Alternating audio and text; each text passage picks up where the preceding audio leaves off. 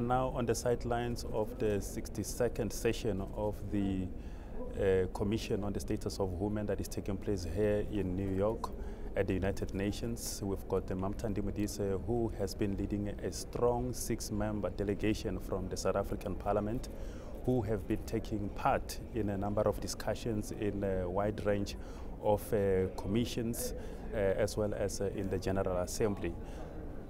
Thandi Modise,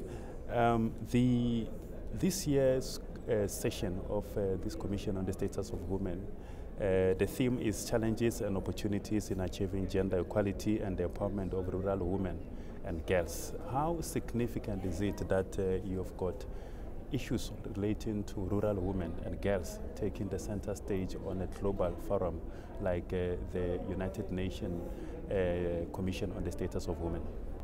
It's important, very important for us, for Africa especially, because when you look at poverty, it is the strongest in the rural areas. When you look at lack of education, it's the strongest there. When you look at conflict, it is the strongest amongst the rurals. In the urban areas, you are poor, you are not educated, but somehow the basics of living are better than those that you will find in the rural areas. And it is also important that we do bring the voices, the representatives of girls and women living in the rural areas to this forum, because every time we speak about growing economies, we look at metros, we look at cities, we look at manufacturing, we look at exports. We don't look at the many, many millions who are trapped in the rural areas, the many, many millions who are still finding themselves under the stewardships and custodianships of traditional leaders.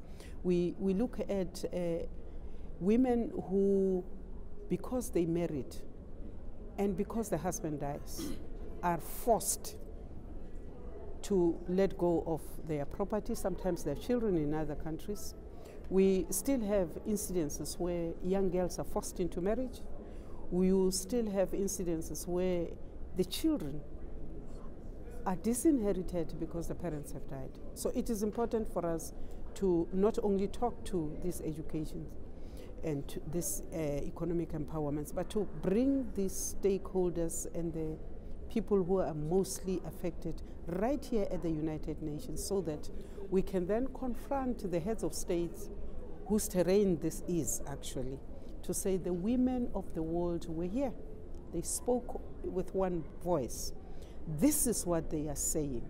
And so it is significant that UN Women, which is for our sake is even run by an executive director, our former Deputy President Phumzile Mlambo-Ngcuka, who has committed to us that she will convene the heads of state and say to them, women of your countries and your children say this about their plight.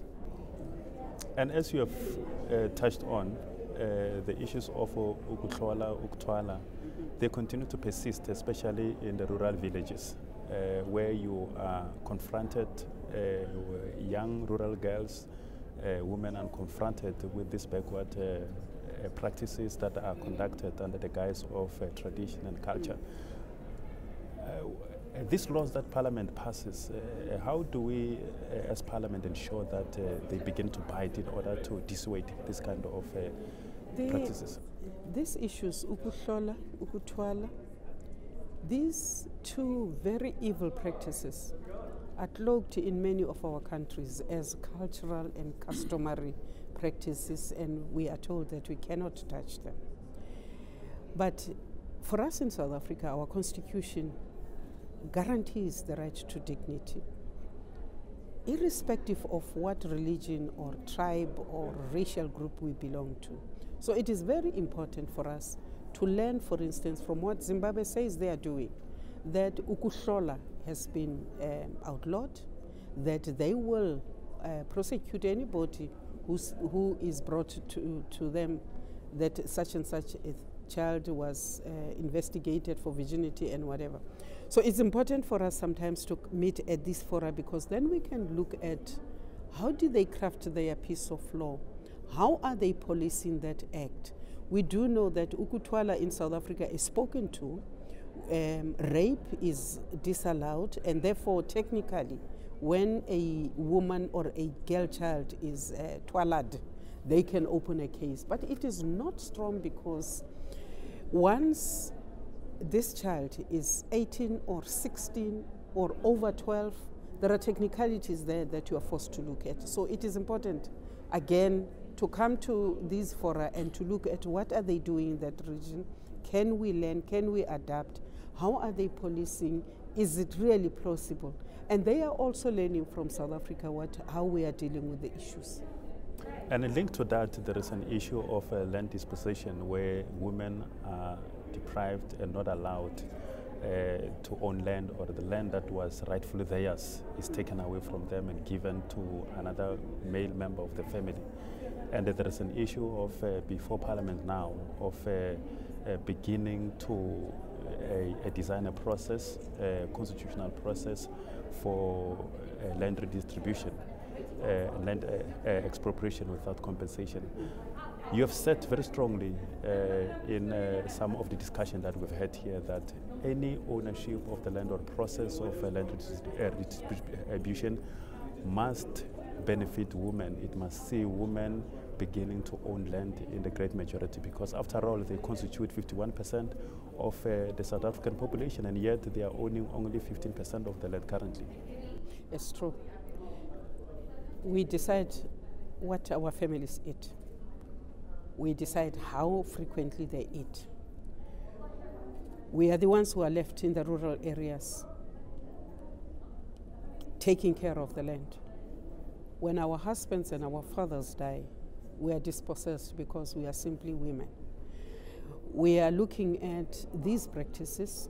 I'm very happy that 2 weeks ago, when the House of Traditional Leaders was having their opening, that the chairperson of the House of Traditional Leaders and the President of the Republic started discussing this issue of expropriation and access of land to women who find themselves in the customary land.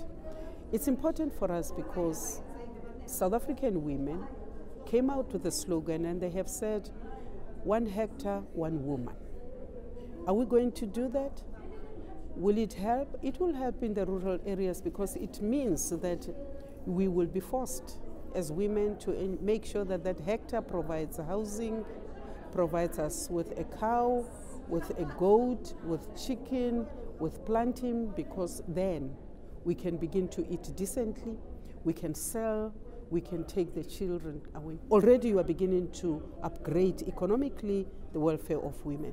It's important, because if we don't do that, then we are talking to economic emancipation without really getting down there.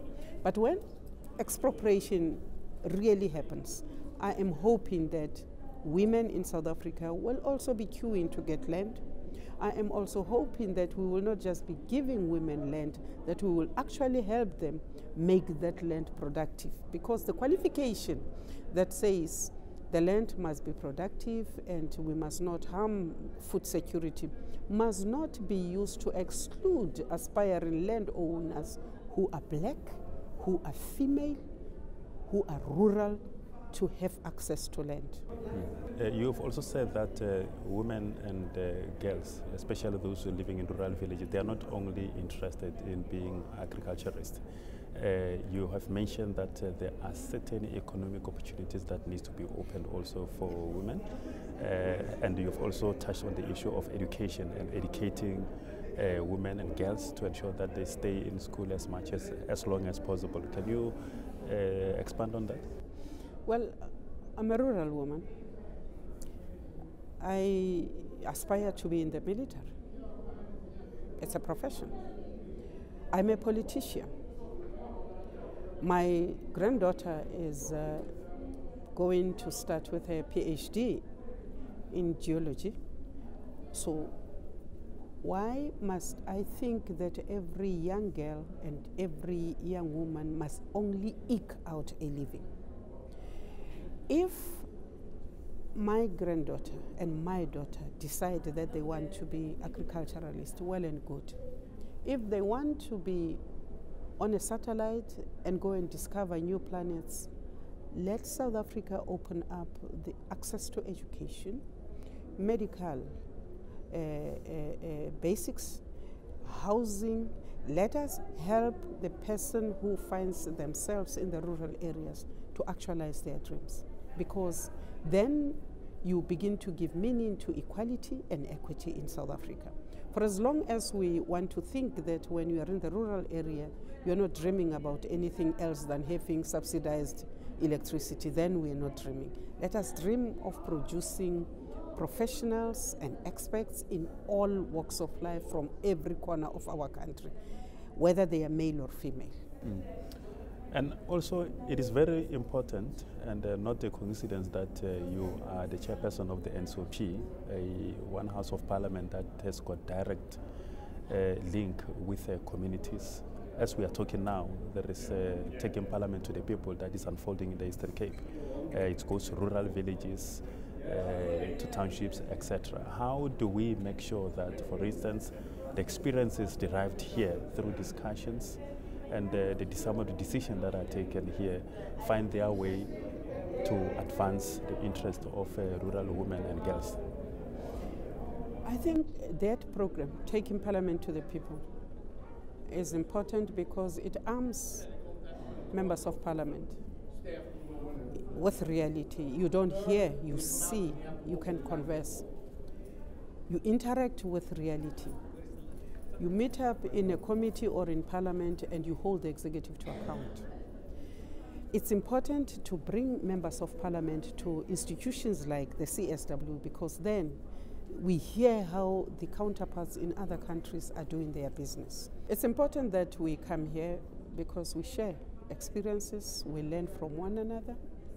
We begin to realize that the most important thing a public representative can be is not to kowtow, it is to represent the people. And representing the people is a very honorable responsibility that not many people get.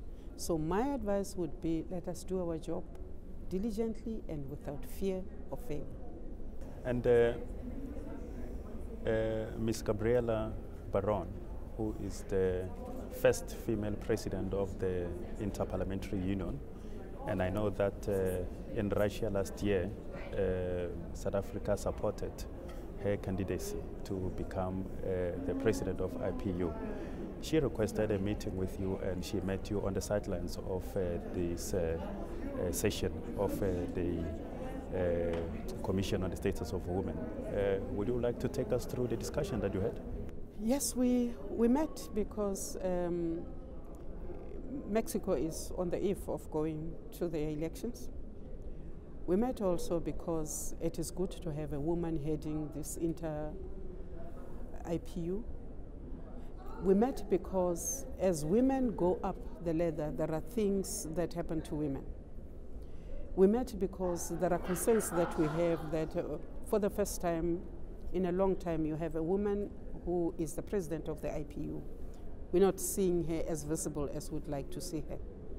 And so we met to discuss about how South Africa and perhaps the other African countries can continue to give support to the candidate that we voted for last year. But from me, it was also important that I meet up with Ms. Peron, because as president of the IPU, she becomes strategic for us.